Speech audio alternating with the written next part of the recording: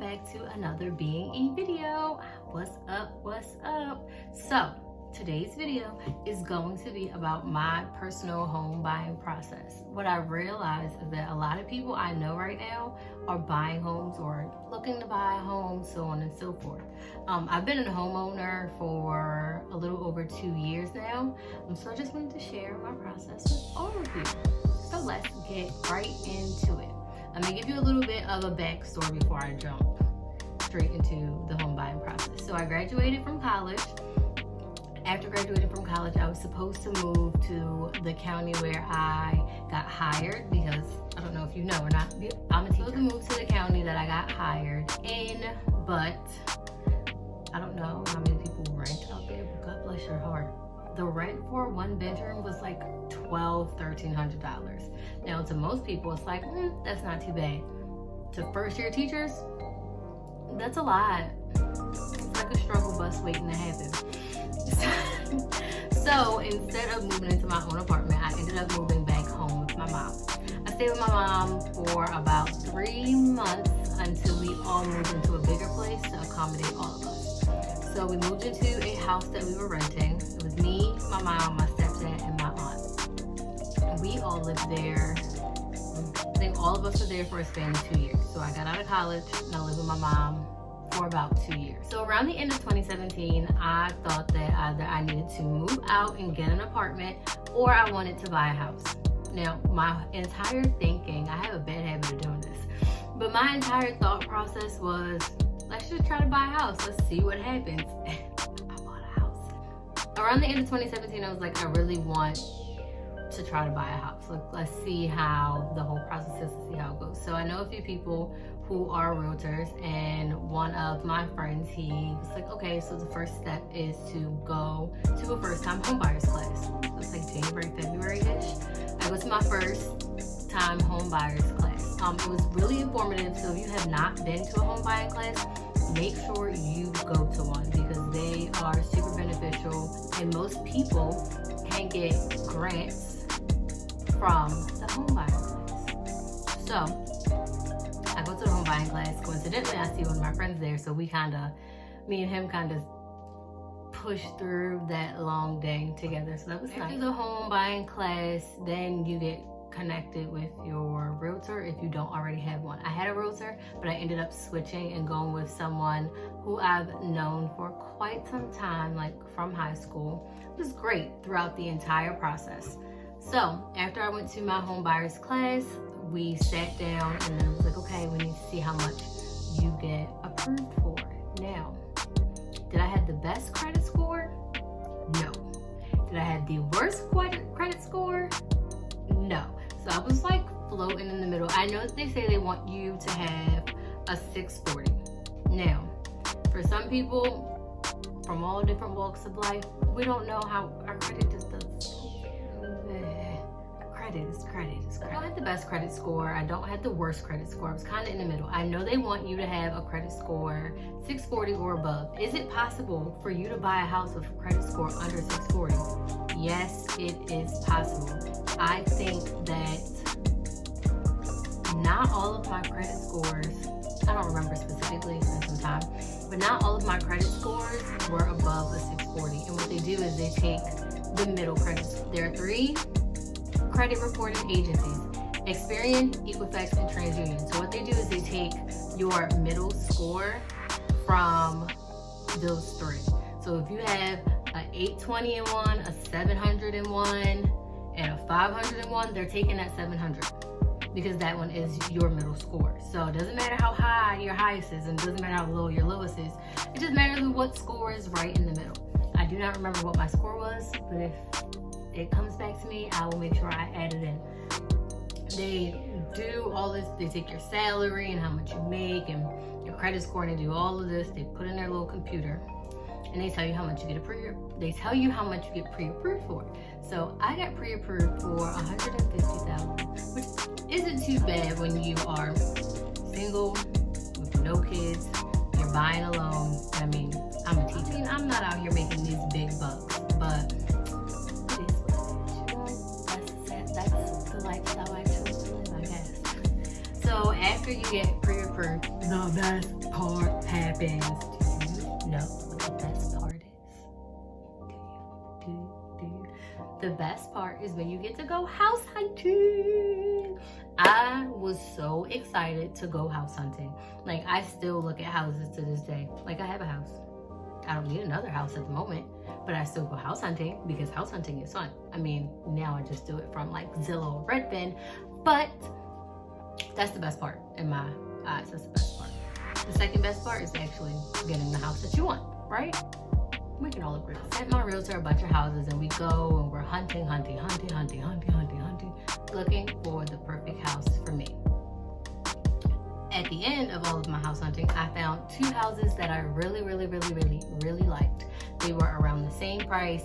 They had similar amenities, I guess that's what you would call it. Yeah. So they were really similar. It was really hard for me to choose between the 2 of them because I really liked them both. But the thing is, I'm the only person that lives here. So my opinion is the only one that matters. And I'm really indecisive at times. So it was hard for me to pick a house. Anywho, moving on, I picked my house, of course, because I live here now. So I picked my house. So after you find the house that you like, you have to put in an offer on the house. I put in an offer on my house, and so did 5 other people. Lucky for me, I beat them all out with my offer, and I got my house.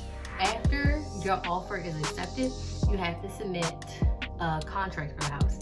Contracts are $1,000 that you have to pay, like right then and there. Not an IOU, not I got you next Friday. Like, you gotta put in your contract now or the house will not be reserved for you. Like, it's not yours and it will not be yours if you don't put in your contract. So make sure you have your $1,000 to put in your contract.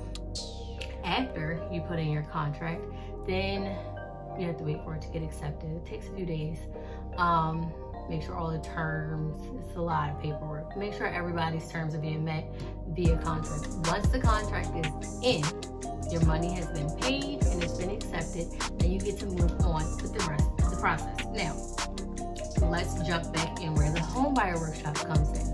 They come in because you can get a grant. I did not get a grant because they told me I made too much. And that was real ghetto because I know I did not make a lot of money, so who told y'all I make too much? I also did not like my loan counselor. I hope she doesn't watch this. After your home buying workshop, they give you a counselor. The counselor is supposed to be there to help you. Mine did not help me. Instead, she lied on me. Yep, she lied on me. And told the people, so she calls me one day and she's like, how much money do you make? So I tell her how much money I make, like what my salary is. And she was like, are you sure? And I was like, yes, I'm sure. And then that was the conversation. She called the office, my realtor's office, and spoke to them and told them that I was bragging about my salary and I make too much money, so now I don't get the first time home buyer's grant. I have to really count on the grant. The grant is like $5,000 towards your down payment. Who wouldn't want that? She could have threw me like a hint, like, you sure you make that much or do you make less than that? Like, if you wanted me to lie, why you ain't just say that? Like, come on. I didn't end up getting the grant. That'll come into play at the end when we're talking about closing. So my contract is in. I get to see the house again. It's great. So now you have to set up an inspection. Most inspections run around like $350. That is money that you don't get back. So even if you end up not going with this house, you don't get your inspection money back. The money that I talked about with the contract, you do get that back. So if you choose that, I don't want this house, then they give you $1,000 back. But you don't get your money back for the inspection. So that's just you taking that L. So the day that the lady called was actually the same day as my inspection. And she was like, you're not supposed to be getting an inspection right now until you talk to me. Well, where you been at? You want to be out of the office all the time. Where you been? Because I've been calling you and you ain't been answering. We just didn't get along. It's okay. So we go through, we get the inspection. Everything goes well in the inspection. I'm not sure how that happened. We're going to go through all of my 2 years of home buying in another video. But just remember that I said in this one, the inspection went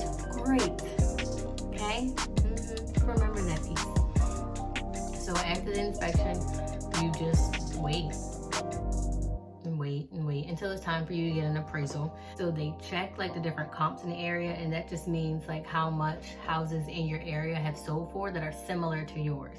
So for example, if my house was $100,000 that they were asking for, but in the area for houses similar to mine, people have been paying a max of $70,000, then my house would be severely overpriced by like $30,000. The appraisal, so you get the appraisal done to make sure you aren't being overcharged for the house.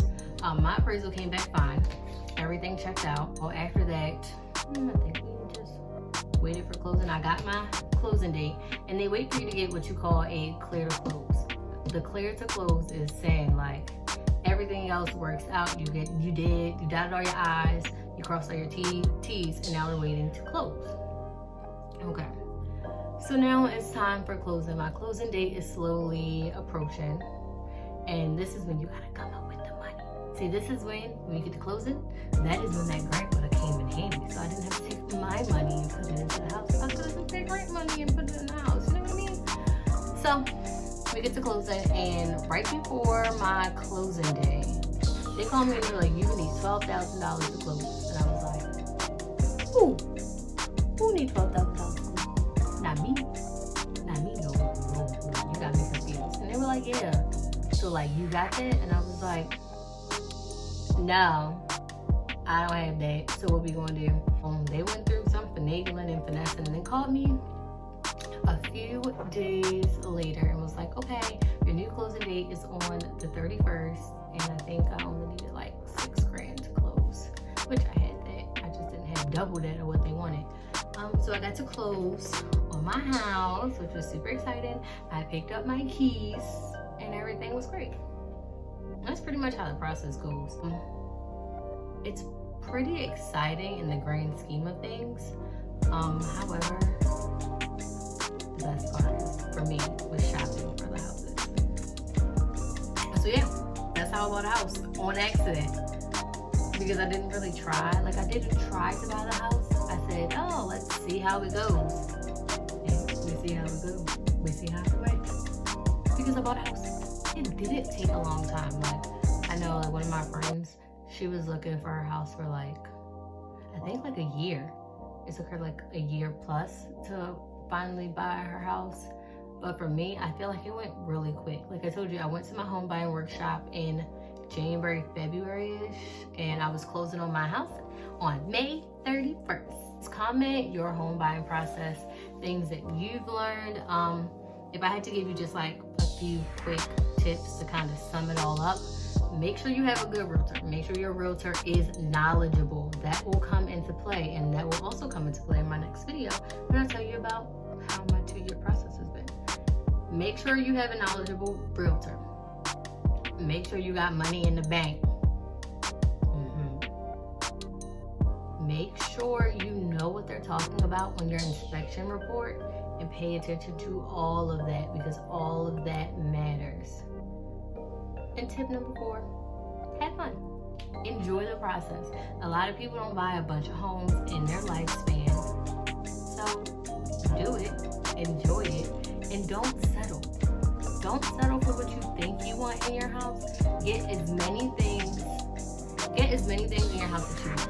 No house is perfect. Every house is going to have a quirk. So do not go through this whole process thinking, I have to find the perfect house that has 0 quirks. It's highly unlikely unless you are getting it built from the ground with everything that you want and desire. So if you are not doing that, pick the house that best suits you, that you enjoy, that you can see yourself living there, and it has the least amount of quirks that you can deal with. I think that's all my tips. Oh, do drive-throughs on your neighborhood. Do some drive-bys on your house. Like, once you've accepted it, do drive-bys at different times of the day, just so you can see what the neighborhood is like, because you're going to be living there. So what it's like now is what it's going to be like, because that's the neighborhood. I think that is all of my home buying tips that I had for you guys. Thank you so much for watching. Make sure you go ahead and subscribe to my channel if you haven't already. Like and share. And in the comments, tell me if you own a house. Tell me what your process was like. Did you enjoy it? Did you hate it? Do you want to move? Tell me all. Give me all the tea. Thanks for watching, and I'll see you in my next video.